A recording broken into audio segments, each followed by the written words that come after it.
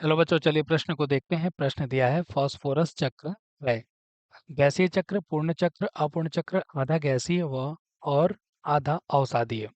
तो इस प्रश्न की मुख्य अवधारणा को समझते हैं। मुख्य अवधारणा मुख्य अवधारणा के बारे में अगर हम बात करें तो यह फास्फोरस चक्र से संबंधित है।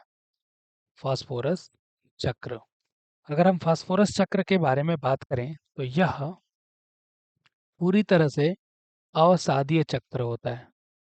अवसादीय चक्र होता है क्योंकि हम जानते हैं कि जो इसका भंडारण होता है वो अवसादों यानी चट्टानों में होता है। और यह जो होता है अपूर्ण चक्र होता है। अपूर्ण चक्र, अगर हम पूर्ण चक्र के बारे में बात करें तो पूर्ण चक्र जो होते हैं वह जल चक्र होता है, क्योंकि जल चक्र में हम जानते हैं किसी एक बड़े जल स्रोत से जल का वाष्पीकरण होता है, फिर ये वर्षा के बादल का निर्माण होता है, फिर वर्षा के माध्यम से ये फिर से वापस आते हैं, यानी यह चक्र ऐसे चलते ही रहता है। इसे हम पूर्ण चक्र बोलते हैं।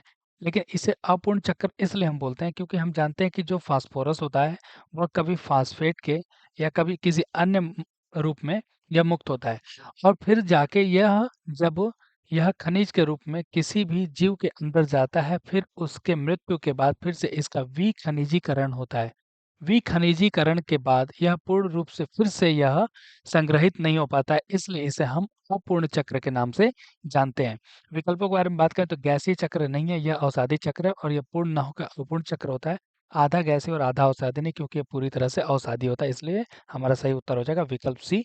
आशा करते हैं इस प्रश्न का उत्तर आपको समझ में आया होगा। धन्यवाद।